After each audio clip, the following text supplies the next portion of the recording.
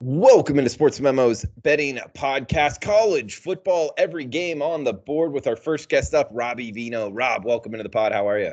I am good tonight, Drew. How about yourself? I'm doing good, man. And it's championship Saturday coming up, championship weekend. We got Robbie Veno on first, talking all the Power 5 matchups in college football. Then we'll bring mid-major Matt on, and we'll talk all the Group of 5 and FCS games that he wants to bring up this weekend. So hopefully find more winners than losers. And it starts up Friday night lights action, Robbie. We got 8 p.m. Eastern, 5 p.m. Pacific kick here. Oregon at Utah. We're seeing 46 being the total with the Utah Utes minus 6.5 in Santa Clara. A neutral site game here, Robbie, for the Pac-12 championship. The Ducks and the Utes going at it Friday night. How you looking to bet it, man? Yeah, I think, Drew, at first I wanted to play Utah. Power ratings that I keep made the game Utah -4 on a neutral field. Now we see 6.5. It seems to me that that's a little bit high, especially given what's projected to be the weather conditions there Friday night. 100% chance of rain for the entire game, along with anywhere from 18 to 20 mile an hour winds. I don't know exactly how high the gusts might get.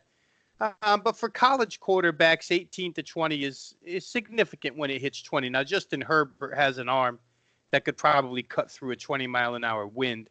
But in some instances, it does, relegate the passing game to only half of this 60 minutes. You're good going with the wind for 2 quarters and tough to go against the wind for a couple of quarters. So we'll see how that goes. But I think that, that Levi Stadium where they're playing the game, the 49ers home field, has been an absolute mess since they opened that place. That field has been replaced, 2-3 times at least. And with a ton of rain, because it's going to rain all day and all night, you wonder how the field conditions will really be for two teams that certainly want to run the football. They're both predicated on the run, and they both stop the run. Really, they're mirror images of each other. Oregon's played a little bit better schedule simply because they played Auburn on a neutral site and played Auburn pretty tough. But they both want to run the football. Oregon's done fairly well against good run defenses. They've got a top-notch offensive line. For Utah, they did well against California, 231 yards rushing. Cal obviously had a good run defense this year. It didn't do as well against Washington, 115. There's not a lot to choose from here for Utah playing good run defenses. They do have the motivational edge in my mind. Redemption for last year's 10-3 loss to Washington. They're back in this game again. Certainly they have a chance to go to the college football playoff if things break their way. But I would expect them to come motivated. Neither defense has been hurt except through the air this season, Drew. And again, I go back to the field conditions here. You just don't know which team is going to be able to throw the ball when necessary. I think Oregon's got the better passing game. But if it's deterred at all, could be troublesome. 6.5 to me in a game like this where it should be all defense. Just look at the way people are betting the total under, and under again. A game that should be fairly low scoring and predicated on the run in bad conditions. I might look at plus 6.5 here. To me, it just seems like it's got some value towards the Oregon side. Yeah, Robbie, and we've seen this total move almost a touchdown now, opening, 51.5 down to as low as 45.5. So you're right. It's due to turf, due to weather, due to, maybe just the matchup style here with both defenses having advantage according to the market. Robbie, also this game, interesting aspect, Pac-12 championship game in Santa Clara. Not exactly sure how long this contract is for the Pac-12 championship game to be there. With the stadium opening here in Las Vegas. And also, Pac-12 with kind of the distance between schools. Do you know if they're going to continue playing this game in Santa Clara? Because we've seen in years past the atmosphere not really be all that great. I wouldn't mind if they went to home and home, just home of the best record from, the Pac-12. Do you know what they're doing in the future here? Yeah, I don't, but it does make sense, Drew, because the Power 5 conferences rotate, right? The Big Ten, sometimes you get it at Lucas Oil Stadium in Indianapolis. Sometimes you get it elsewhere. I think I'm trying to think of where else it has been played, but they don't always play in the same stadium. The ACC has moved from, It's being played in Charlotte this year. It gets played in Charlotte on occasion, gets played other places on occasion. The SEC title game, I do not believe, is always played in Atlanta. I think that has had tendency to be in different venues. So it would make sense, especially because if you get bad weather here in Santa Clara, it'll be the second year in a row where they've played in adverse conditions. Last year's 10-3 title win by the Washington Huskies was also played in pretty poor conditions. So, you make a good point. Maybe they should rotate it. I think they do it on a neutral so they can try and fill the stadium 50-50 rather than go true home like some of the group of 6 or group of 5 conferences do. We'll see what they do from here. I really don't know what the option is for 2020. All right, let's talk Big 12 championship game here, Robbie. Moving on to Saturday's slate, we got noon kickoff Eastern time, Baylor versus Oklahoma. Of course, a rematch from earlier in the year. Baylor got out to that huge lead. Oklahoma did come back. Some people out there, Robbie, are thinking if Oklahoma kind of, puts their foot down on Baylor and shines here, they might actually surpass Utah, irregardless if they win. I'm not necessarily in that camp. I think it's kind of Utah's to lose in terms of if chalk happens elsewhere, but it's always tough to really project what the committee's going to do. Either way, you kind of got to factor in style points into this. We're seeing the market price, the Sooners -8.5 or -9 as we're talking right now. There is even a 9.5 out there. So this is also a neutral site game, I believe, in Jerry's world. This is 64 being the total. We got Baylor Bears, Oklahoma Sooners, noon kickoff Eastern time on Saturday, Robbie. Yeah, and they'll get the luxury of knowing the Utah result played on Friday night. By the time these guys play, they'll know, did Utah lose? Did Utah win? Either way, Oklahoma or Baylor needs to win to get their way into the 4-team college football playoff. I'll tell you, you talked about the earlier meeting this season where Baylor had that 31-10 halftime lead and then second half just couldn't get anything done. In that contest, Oklahoma wins the total yardage battle, 525 to 307. For Baylor, that 307 was their season low, total yardage-wise. But let's just take a look at this real quick, Drew, just to show you how quickly Oklahoma can heat up. Their first 4 drives of that game totaled 24 plays and 87 yards and 3 points. That's not even 4 yards to play. Their last 7 drives had 72 plays. Average that out, it's a double digits per drive. I think one drive was 9 plays. All the other drives were 10 plays or more. Those 72 plays produced 426 total yards and 31 points. Sheer dominance because Baylor in the second half had 16 total plays on 5 possessions. So you're talking basically, one of these drives was in the second quarter for Oklahoma. So let's take 10 or 11 off of that and say that the second half was 61 plays for Oklahoma, 16 for Baylor. Baylor had 2 turnovers and 3 punts on their 5 drives. It was a massacre, to put it mildly. The 34-31 final score really doesn't do what happened in this game any justice. Oklahoma, one of those 7 drives, one of those second half drives, they fumbled in the end zone to cost themselves 7 points. In the first half, they fumbled on their own 26 to give Baylor a 26-yard touchdown drive. Like I say, the 34-31 is a lot closer than what the numbers will tell you if you really dig inside here. The Oklahoma familiarity with this spotlight, obviously. You have Jalen Hurts, who just won this game last year in a different conference, came in for Tua and won the game for Alabama in the SEC. He transfers here, gets to play in his 3rd conference championship game in a row. Certainly, he's more familiar with this than Charlie Brewer and the Baylor Bears and Matt Rule. So if anybody's going to wilt under the lights, it would be Baylor.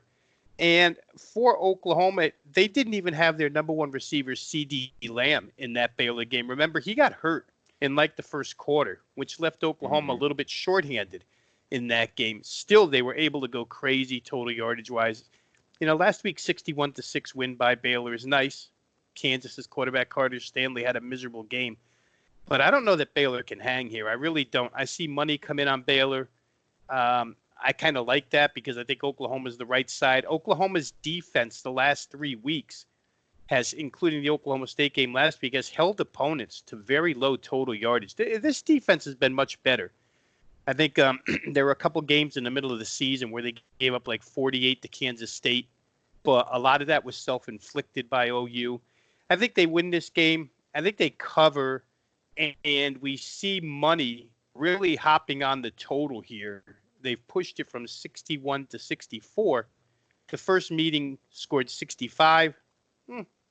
Maybe it gets there again, but I think Oklahoma, we see them as low as 8.5. I think it's the right side. Robbie, we got the SEC championship game up next. We also got the Big Ten championship game and the ACC championship game. And then we're going to have Mid-Major Matt on the back half of the College Football Every Game on the Board podcast to talk the FCS and some group of 5 games coming up on Championship Saturday. Guys, you can find the podcast anywhere you download your podcast at. Will pretty much work. Also at sportsmemo.com is where we post it first. And if we got it in simulcast form on video at YouTube, so you can check out the YouTube channel as well, Sports Memo or Wager Talk YouTube channel.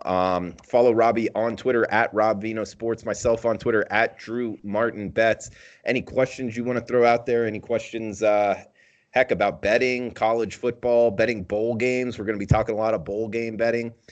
Feel free to throw them out to us on Twitter. And heck, lifestyle questions, anything works. We'll answer them here on the podcast. So, Robbie, we got the SEC championship game up next. We got 2 teams. If the season ended right now, they would be in the playoffs. I guess there is a scenario where they both still could be in the playoffs.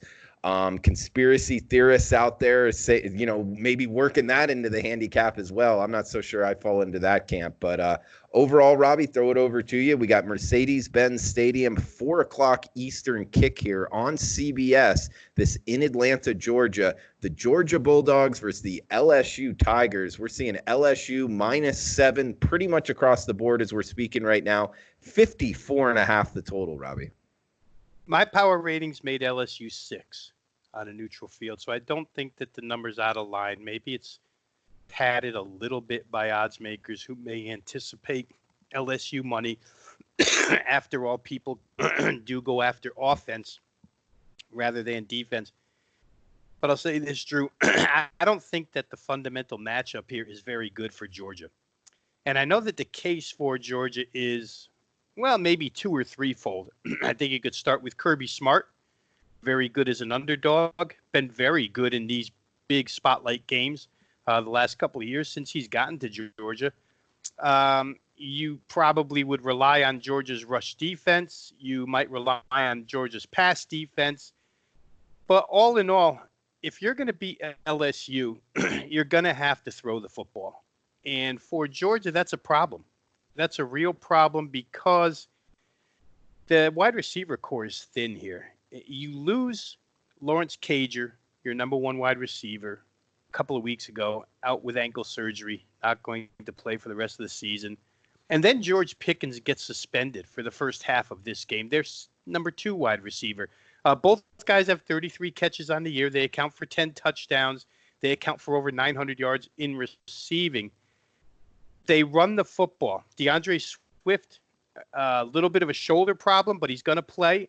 Georgia wants to line up behind those big offensive linemen and run the football right down your throat. Here's the problem. Where LSU gets criticized, Drew, is on the defensive end. They've been criticized there all season long. It's not the same defense. They give up too many points. They have to outscore people. I get all that. I don't believe it, though.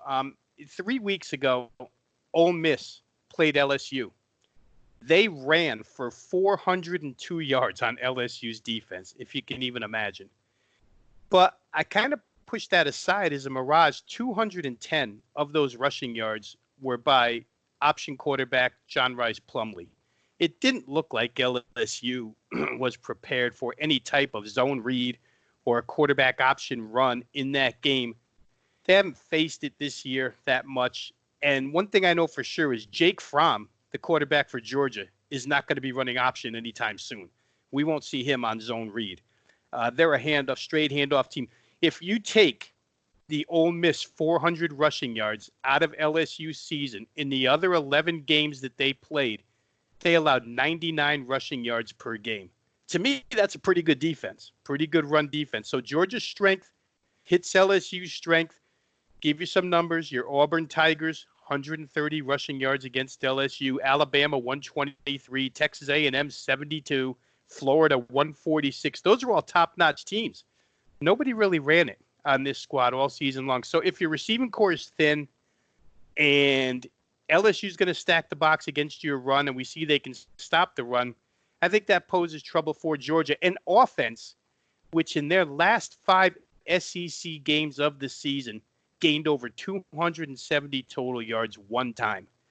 It's just not a dynamic offense. And I don't know how long you can live on defense against this LSU offense. Now, I don't think Georgia's seen anything like the LSU offense all season long.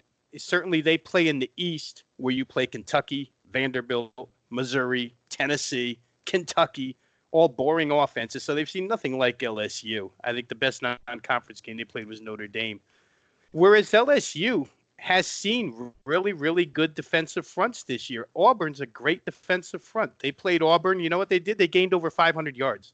They played Alabama. They gained over 500 yards. They played Florida. They gained over 500 yards. They played Texas A&M. They gained over 500 yards. To me, Georgia hasn't seen what's coming. LSU has seen in some form or another what's coming because all those teams I mentioned, Alabama, Auburn, and Florida, either rush defense or pass efficiency defense are top 20 in the country. So it's not like they haven't seen good defenses before, and they've crushed good defenses. I think LSU's the right side, Drew. It may be a point too much. Like I say, there might not be value in LSU. But right now at -7, boy, I would like them. You know, a great point was made to me today, or a question from a colleague of ours, Dave Koken. I was on another show with him, and Dave asked, just to play devil's advocate, do you consider the fact that LSU's probably already in the college football playoff, and do you think there's any type of let up? And we've heard that tossed around a little bit with a couple of these teams. But to me, there's such prestige in winning the SEC title, and LSU hasn't won it for a while. I think Coach O, you know, since he's gotten there, they haven't won it. I think they're going after it. I think that these kids and these SEC universities hold the SEC championship in the same regard as a national championship. To tell you the truth, you could probably answer that better, Auburn alum, but I don't think there's any let up in LSU here. Joe Burrow has said it all season long. They're not letting up. They haven't let up. He's been true to his word. I don't see why they'd let up here. So I like LSU. Yeah, Robbie, I don't think they let up at all. I mean, you're right. It does matter a lot. This SEC championship game, you know, they're in the South. One thing, you know, it's kind of correlated, I guess, in terms of, you know, happenings of sporting events every year. This is the toughest ticket I've ever seen. You know, when you go out there to kind of scalp a ticket before a game, this is not the game you want to be looking to grab a ticket before kickoff because it gets pretty pricey to get into that stadium. It's just big fan bases. Like you said, LSU hasn't been here in a long, I believe since what, 2011? Yeah, it's been a while. Yeah, it's been a long time. I mean, a lot of that has to do with Alabama's dominance. And then the couple times Alabama hasn't won the West, I believe Auburn snuck in. So it's kind of left LSU on the outs here for the last few years. But they got it going now. They're going to be fighting also for that 1 seed because it looks like this year, more so than in years past, the 1 seed's going to matter because then you're likely going to get that 4 seed, which is, you know, likely Utah, maybe Oklahoma, something like that if chalk prevails. Whereas the 2 seed's going to have to play Clemson, or Clemson have to play, you know, the 3 seed, but however you want to phrase it. So I do think there is a little bit of a difference here between the 1 and 2 seed that LSU would like to get. And if they win this game, I guess a lot of people out there think Ohio State's the better team, but LSU's going to have the better resume, Robbie. Yeah, well, there's no doubt a win over Georgia will certainly surpass a win over Wisconsin, which would give LSU the better resume for sure. And depending upon how each team, you know, goes about their victory. But I agree with you. LSU could secure a number 1 seed. And it I'm not going to say it's the easier game because it's never easy when you get into this, but the tougher matchup is going to be the 2-3 matchup. You want to try and avoid that. He's Robbie Veno. Follow him on Twitter at Rob Veno Sports. He's also on a hot streak here, guys. 12-week run in college football since September 12th. He's 76-56. That's 58% in college football. Every play he's released, 11 winning weekends in that span. So he's been cashing tickets. Congrats if you've been on his service. Check it out, sportsmemo.com, and you can get his full month of plays in every sport, including all of his college football plays, for only $198. That's a huge savings, well more than $100 off the price at sportsmemo.com using the coupon code VENO198. That's his last name, VENO 198 at checkout. Gives you his 30-day all access, all of December, every sport, college basketball, college football, NFL, all of it for just $198. Coupon code VENO198 at checkout. Also in the NBA, to date, he's 58%. That's 22-16 out the gate in the NBA. So NBA is included as well. Robbie, let's talk Big Ten championship here. We got Wisconsin at Ohio State. Buckeyes minus 16, neutral site game, seeing 16 in the hooks out there as well. 56.5 the total, Robbie. Yeah, and as in Baylor, Oklahoma, Drew, we have a season matchup to, get some basis off of. In that game, it was played in a steady rain. Ohio State punted the football on their first 3 drives. Wisconsin really did a good job defensively. After those first 3 drives, Ohio State scored on 6 of their next 7, 38 points in those drives.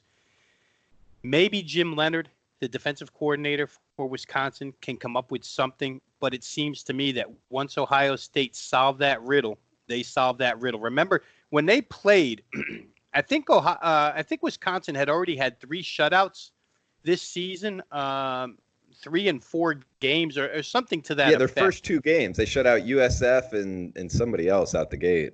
And then they picked up one more, I think. And, the question coming into that game, of course, was, can Wisconsin defense handle Ohio State? It did for a while, but then the dam burst, just like it burst on Penn State, just like it burst on Michigan. You can only contain Ohio State so long. So Wisconsin's going to have to come up with something here.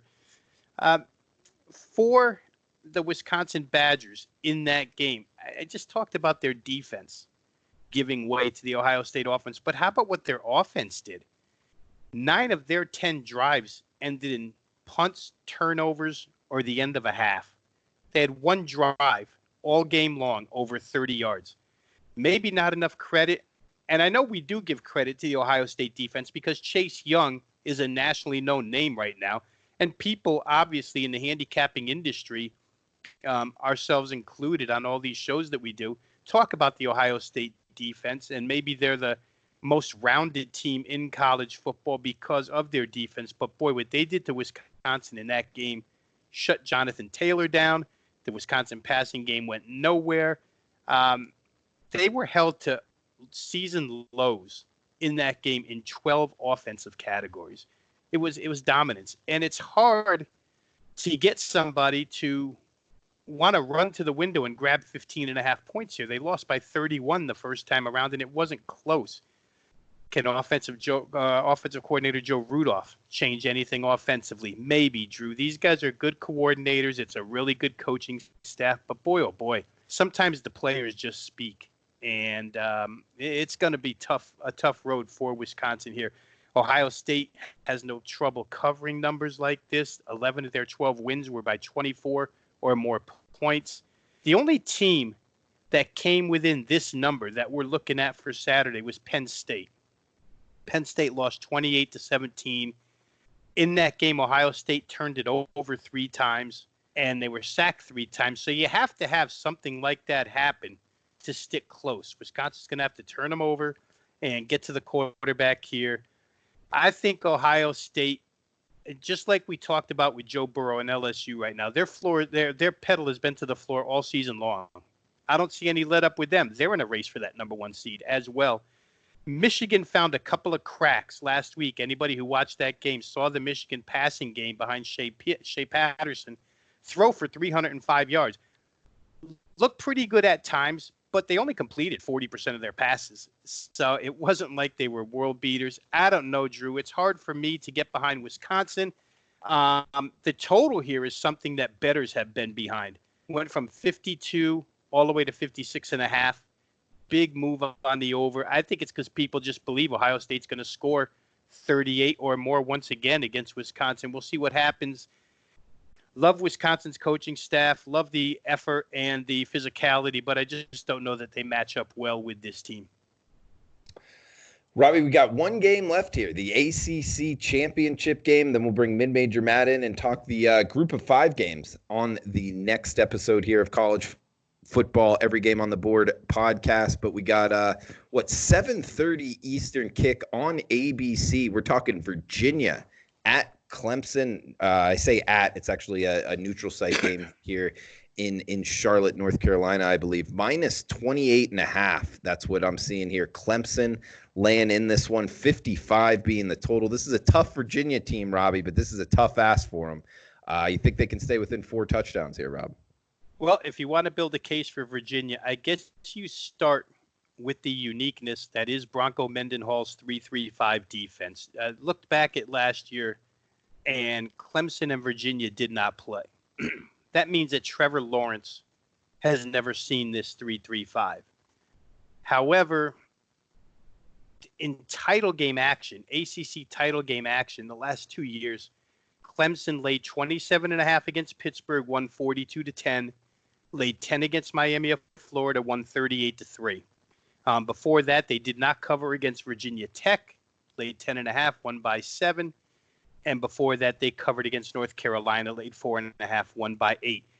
What's key in those games, Drew, is that in all 4 of these ACC conference title games in succession, Clemson has scored 45, 42, 38, and 42. And right now, offensively, they're on a roll. Let's take a look at the UVA defense, because I think the misconception here is that they're a tough defensive team. But I want to look at the last 5 games, the way they closed the season. They gave up 28 to Louisville. They gave up 31 to UNC. They gave up 28 to Georgia Tech. They gave up 27 to Liberty. And last week, 30 points, 483 total yards, 311 passing yards to Virginia Tech. I want to just really zero in on the passing defense here. The UNC game, they gave up 353 passing yards. The Georgia Tech game, they gave up 372 total yards, not much in the passing area. Liberty, 313 on 18 completions. Virginia Tech, 311 on 18 completions. Every single one of those 5 teams I just mentioned averaged at least 15.3 yards a completion. That was Georgia Tech. That was the low. UNC got to 23.5. Trevor Lawrence and this downfield passing game with T. Higgins and company can be unstoppable. Drew, I don't know that UVA can stop what Clemson wants to do, because they can run it and then they go up top. They don't fool around with sideways nonsense. They go up top, and Virginia's definitely vulnerable. The only thing I can see them doing is trying to stay in it with quarterback Bryce Perkins, who could be a handful for Clemson here. Dabo Swinney this week, pulling the woe is me act. Oh, nobody wants us here, all this nonsense. But I think it's really to fire up his team. I think he's telling his team, chip on the shoulder, let's go out and kill somebody again. And they probably will. Whether they do it by 28.5 or more is a big ask, but I think they're going to score points. I think Perkins has half a shot to score a few himself. To me, the move on the total is legit. It's gone from 53.5 to 55. I think that's the right way to roll in this game.